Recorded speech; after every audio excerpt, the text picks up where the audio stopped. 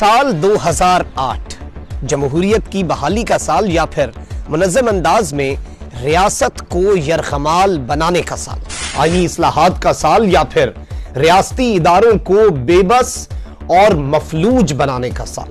2008 تا 2018 پاکستان کی تاریک ترین دہائی جو پاکستان کو آگے لے جانے کے بجائے پیچھے لے گئے۔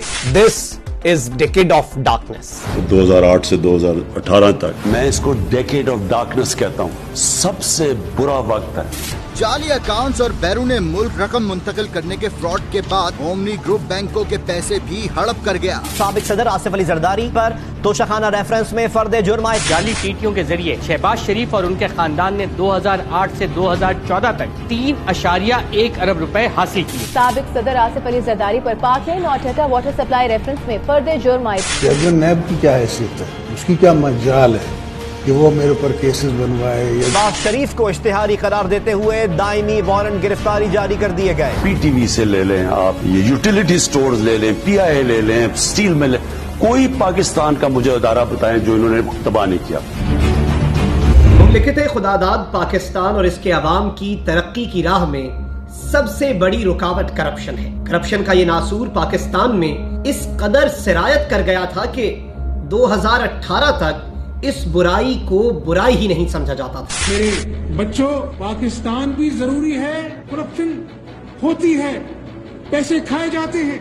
سال 2008 پاکستان میں یوں تو جمہوریت کی بحالی کا سال تھا، لیکن یہ ملکی تاریخ کی تاریک ترین دہائی کا پیش خیمہ ثابت ہوا۔ پاکستان کو پچھلے 10-12 سال میں دیکھتے ہیں تو ہم ہر چیز کے اندر ہماری جو ٹریجیکٹری ہے وہ نیچے کو جا رہی ہے، تو ہماری ایکسپورٹس جو ہیں وہ تقریباً سٹیگنیٹڈ رہی ہیں۔ 2008-9 کے قریب ہماری وہی 22-23 ارب ڈالر کے قریب تھی ہماری برآمدات۔ یو این کا ایک انڈیکس ہے، میں آپ کو اگزامپل دیتا ہوں، ای گورنمنٹ ڈیولپمنٹ انڈیکس، آپ اس کے اندر دیکھ لیں تو آپ کی رینکنگ پچھلے 10 سال میں نیچے گئی۔ پیپلز پارٹی اور نون لیگ کے درمیان 2006 میں طے پانے والا میثاق جمہوریت دراصل چارٹر آف کرپشن ثابت ہوا۔ یہ نیا سوشل کانٹریکٹ 18th امینڈمنٹ کی شکل میں سامنے آیا، جس میں غیر منظم طریقے سے اختیارات صوبوں کو منتقل کیے گئے۔ 2008 سے پیپلز پارٹی کے دور سے شروع ہونے والا کرپشن کا یہ چوپٹ راج 2018 تک نون لیگ کی حکومت کے خاتمے تک زور و شور سے جاری رہا۔ آمدن سے زائد اثاثے ہوں یا منی لانڈرنگ کا افریط، قرضوں کا انبار ہو یا تیزی سے گرتی معیشت، ہماری جو ایکسپورٹس ہیں وہ ہمیں اسٹیٹک تھی 2008 سے 2018 تک۔ یہ ایک ڈیکیڈ آف ڈارکنس تھا، اس میں کافی حد تک انکمپیٹنس بھی تھی اور کرپشن بھی تھی۔ اقربا پروری کی داستانیں ہوں یا شاہی اخراجات کا تذکرہ، اداروں کی تباہی کا ذکر ہو، مجرموں کی پشت پناہی یا ججز بلیک میلنگ کی بازگشت، غرض اس 10 سالہ تاریک دہائی میں جمہوریت کے نام پر ایسے اقدامات کیے گئے جو ملک کے لیے زہر قاتل ثابت ہوئے۔ شریف خاندان کی ٹیلی گرافک ٹرانزیکشنز ٹیٹیز اور زرداری خاندان کے جعلی اکاؤنٹس کرپشن کے ایک ہی سکے کے دو رخ ہیں۔ Money laundering, mixing good money with bad money, تاکہ آپ کے پیسے ٹریس نہ ہو سکیں، آپ اس کو باہر کے اکاؤنٹوں میں جمع کرائیں پھر آپ واپس بھی منگواتے ہیں۔ ہماری فورن ایکسچینج ریگولیشن نے بھی اس میں ہیلپ کیا۔ جب آپ نے کہا کہ آپ کی ریمیٹنس آئے گی نو کویسچن آسکڈ، تو لوگوں نے دھڑ دھڑ پیسے حوالہ کنٹری سے باہر بھیجے اور وہاں پہ جو بھی اس کو کرنا تھا وہاں سے واپس ٹی ٹیز اور ریمیٹنسز منگائیں۔ آئینی ترمیم کی آڑ میں ذاتی مفادات کو فوقیت دی گئی، ملک کی سلامتی اور ترقی کو داؤ پر لگا دیا گیا، جمہوریت کی مضبوطی کے نام پر احتساب کے اداروں کو مفلوج کر دیا گیا، اور تو اور روزگار فراہم کرنے کے نام پر ریاستی اداروں کو دیوالیہ کر دیا گیا۔ ہم اپنے اسٹیٹ اور انٹرپرائزز کو آج تک ریفارم نہیں کر سکے۔ ابھی میں سرکولر ڈیٹ کی آپ سے بات کروں گا، ہم اس کو ریفارم نہیں کر سکتے۔ اور 2008 سے 13 کا جب آپ پیریڈ دیکھتے ہیں کہ اس زمانے میں کوئی ریفارم نہیں ہوا۔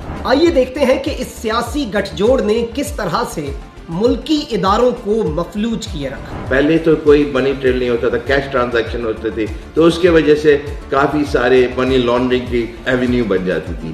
تو یہ ساری چیزیں ایک سورس بن گئی تھی کہ فارمل اکانومی گرو نہیں کرے، گرے اکانومی جو ہے زیادہ گرو کرے۔ جب تاجر اور صنعت کار طبقہ اقتدار کے ایوانوں تک پہنچا تو ایک سوچے سمجھے منصوبے کے تحت ریاستی اداروں کو زوال پذیر بنایا گیا تاکہ چند خاندانوں کے نجی تجارتی اور صنعتی کاروبار ترقی حاصل کر سکیں اور اس طرح سے ریاستی ادارے مفلوج ہوتے گئے.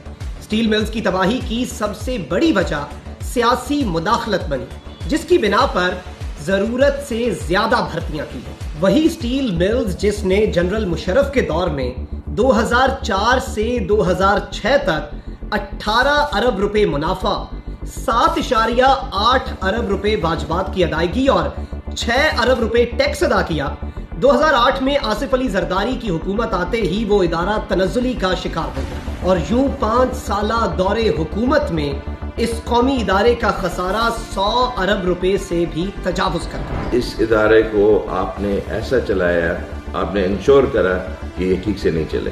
زیادہ تر امپلائیز مون لائٹنگ کرتے تھے, مطلب دوسرے کام ان کے ہوتے تھے اور وہ امپلائڈ تھے اسٹیل مل میں, مگر ان کو پوری تنخواہ دیا جا رہی تھی.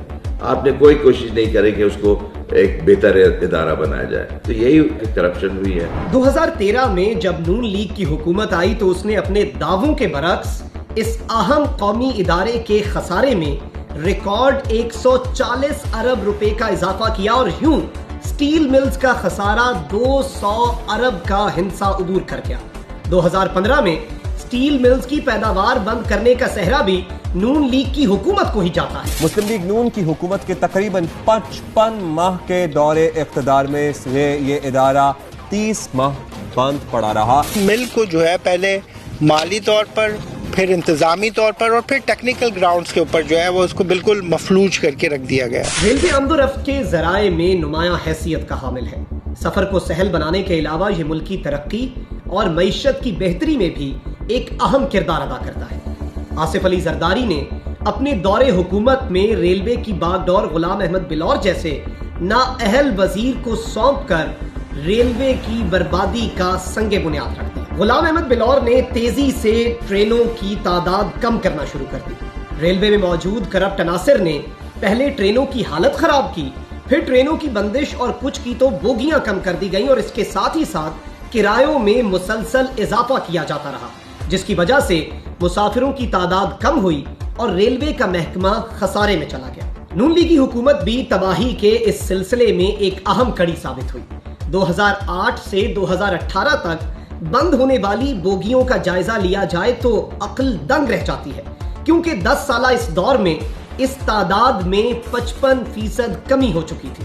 پاکستان کی منافع بخش ٹرینوں میں شمار کی جانے والی کراچی سے لاہور جانے والی شالیمار ایکسپریس کو خسارے میں شمار کر کے بند کرنے کا فیصلہ کیا گیا. نون لیگی وزیر ریلوے خواجہ سعد رفیق نے ریلوے کی آمدن میں اضافہ ظاہر کرنے کے لیے ریلوے کے کرائے 2 سے 3 گنا بڑھا دیے اور یوں نااہل حکمرانوں کی وجہ سے ریلوے کا خسارہ 50 ارب روپے سے تجاوز کر چکا ہے. وزیر ریلوے خواجہ سعد رفیق 5 سال تک یہ کہتے رہے کہ پاکستان ریلوے منافع میں جاری ہے, اس کو ہم نے ایک ڈیجیٹل اور ماڈرن ٹریک پر ڈال دیا. اس کے باوجود یہ جو آڈٹ رپورٹ ہے پاکستان ریلوے کی, اس میں یہ انکشاف کیا گیا ہے کہ 3 کھرب سے زائد رقم کا 5 سالوں میں جو ہے اس میں خسارے کا سامنا کرنا پڑا. دنیا کی بہترین ایئر لائنز میں شمار ہونے والی PIA کو گزشتہ 2 ادوار حکومت میں تباہی کے دہانے پر پہنچا دیا گیا.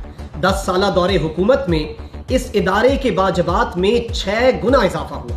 PIA کے واجبات جنرل مشرف کے دور میں لگ بھگ 70 ارب روپے تھے, جنہیں زرداری اور نواز شریف نے مل کر 406 ارب تک پہنچا دیا. منافع بخش ادارے کو قومی خزانے پر بوجھ بنا دیا گیا. آصف علی زرداری کے دور حکومت میں PIA میں بے شمار سیاسی بھرتیاں کی گئی. امپلائمنٹ ایکسچینج بنا دیا PIA کو, جو پارٹی آتی ہے اپنے لوگوں کو بھر دیتی ہے. یہ امپلائمنٹ ایکسچینج تو نہیں ہے, انکمپیٹنٹ ہوں. یہ ایئر لائن ہے. ایئر لائن جو ہے اس کے اندر لوگ آپ کو بڑے چن کے ڈالنے پڑتے ہیں. پولیٹیکل اپوائنٹیز لاتے ہیں, ایسے لوگوں کو لاتے ہیں کہ جن کے پاس ایئر لائن کا ایکسپیرینس زیرو ہوتا ہے, ان کو اس پوزیشن پہ لے کے آتا ہے, وہ صرف اسی کو پلیز کر رہے ہوتے ہیں. پچھلے والے جو لوگ تھے, ایک صاحب تھے, ان کے 3 بھائی, ایک امریکہ میں, ایک لندن میں, ایک پیرس میں, سب پوسٹڈ ہیں. مشاہد کی بات کریں, مشاہد اللہ, تو دیکھیں اب یہ ہوگا تو پھر تباہی ہوگی. اس ادارے کے اندر بے شمار ملازمین جن میں پائلٹس بھی شامل ہیں, انہیں جعلی ڈگریوں پر بھرتی کیا گیا. طیاروں کی مرمت کے معاملات بر وقت نظر انداز کیے جانے کے باعث شدید مالی نقصانات بھی اٹھانا پڑے. وزیر اعظم عمران خان کے ملک کی باغ ڈور سنبھالنے تک ملک کو مکمل طور پر دیوالیہ کر دیا جا چکا تھا. ایک طرف بیرونی قرضوں کا انبار تھا تو دوسری طرف خسارے اور گرتی معیشت.